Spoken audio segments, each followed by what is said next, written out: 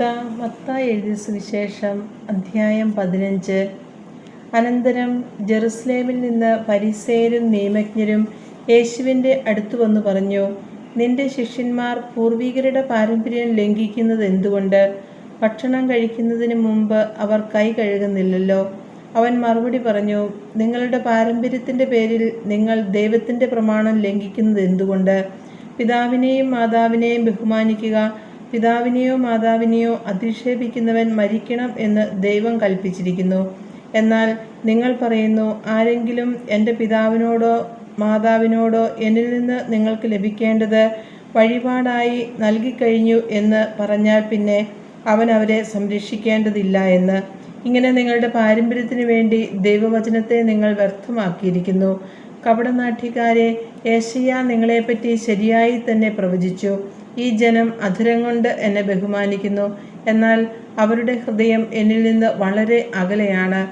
അവർ മാനുഷിക നിയമങ്ങൾ പ്രമാണങ്ങളായി പഠിപ്പിച്ചുകൊണ്ട് വ്യർത്ഥമായി എന്നെ ആരാധിക്കുന്നു. അവൻ ജനങ്ങളെ തൻ്റെ അടുത്തേക്ക് വിളിച്ചു പറഞ്ഞു, നിങ്ങൾ കേട്ട് മനസ്സിലാക്കുവിൻ. വായിലേക്ക് പ്രവേശിക്കുന്നതല്ല, വായിൽ നിന്ന് വരുന്നതാണ് ഒരുവനെ അശുദ്ധനാക്കുന്നത്. അപ്പോൾ ശിഷ്യന്മാർ അടുത്തു വന്നു പറഞ്ഞു, ഈ വചനം ഫരിസേയർക്ക് ഇടർച്ചയുണ്ടാക്കിയെന്ന് നീ അറിയുന്നുവോ? അവൻ മറുപടി പറഞ്ഞു, എൻ്റെ സ്വർഗസ്ഥനായ പിതാവ് നട്ടതല്ലാത്ത ചെടികളൊക്കെയും പിഴുതു മാറ്റപ്പെടും. അവരെ വിട്ടേക്കും. അവർ അന്ധരെ നയിക്കുന്ന അന്ധരാണ്. അന്ധൻ അന്ധനെ നയിച്ചാൽ ഇരുവരും കുഴിയിൽ വീഴും. ഈ ഉപമ ഞങ്ങൾക്ക് വിശദീകരിച്ചു തരണമേ എന്ന് പത്രോസ് അപേക്ഷിച്ചു. അവൻ ചോദിച്ചു, നിങ്ങൾ ഇപ്പോഴും ഗ്രഹണശക്തി ഇല്ലാത്തവരാണോ? വായിൽ പ്രവേശിക്കുന്നവ ഉദരത്തിലേക്ക് പോകുന്നുവെന്നും അവിടെ നിന്ന് അത് വിസർജിക്കപ്പെടുന്നുവെന്നും നിങ്ങൾ ഗ്രഹിക്കുന്നില്ലേ?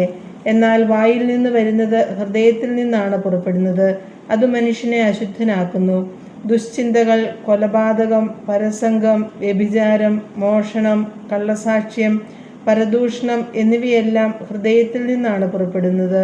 ഇവയാണ് ഒരുവനെ അശുദ്ധമാക്കുന്നത്. കൈ കഴുകാതെ ഭക്ഷണം കഴിക്കുന്നത് ആരെയും അശുദ്ധനാക്കുന്നില്ല. യേശു അവിടെ നിന്ന് പുറപ്പെട്ട് ടൈർ, സീദോൻ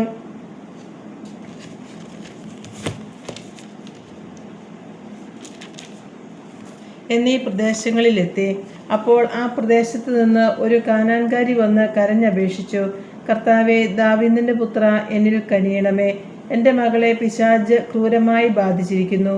എന്നാൽ അവൻ ഒരു വാക്കുപോലും ഉത്തരം പറഞ്ഞില്ല. ശിഷ്യന്മാർ അവനോട് അഭ്യർത്ഥിച്ചു, അവളെ പറഞ്ഞയച്ചാലും. അവൾ നമ്മുടെ പിന്നാലെ വന്ന് നിലവിളിക്കുന്നല്ലോ. അവൻ മറുപടി പറഞ്ഞു, ഇസ്രായേൽ ഭവനത്തിലെ നഷ്ടപ്പെട്ട ആടുകളുടെ അടുത്തേക്ക് മാത്രമാണ് ഞാൻ അയക്കപ്പെട്ടിരിക്കുന്നത്.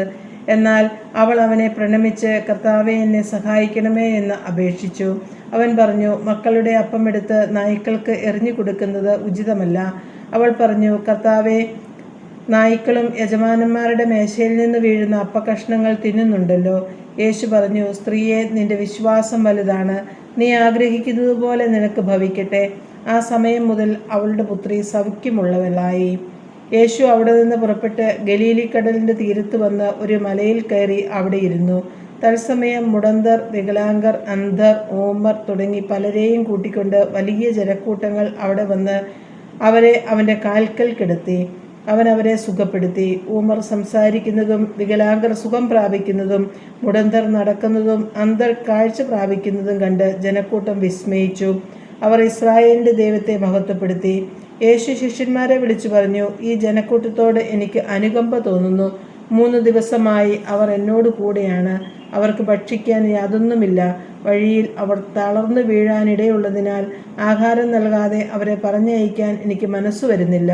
ശിഷ്യന്മാർ ചോദിച്ചു, ഇത്ര വലിയ ജനക്കൂട്ടത്തെ തൃപ്തിപ്പെടുത്താൻ വേണ്ടത്ര അപ്പം ഈ മരുഭൂമിയിൽ എവിടെ നിന്ന് കിട്ടും?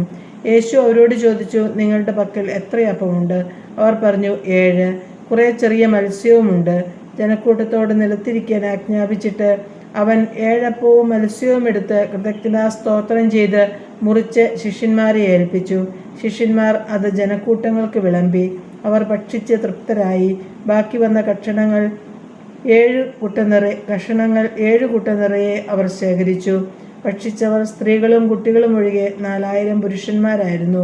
ജനക്കൂട്ടത്തെ പറഞ്ഞയച്ചിട്ട് അവൻ വഞ്ചിയിൽ കയറി മഗദാൻ പ്രദേശത്തേക്ക് പോയി.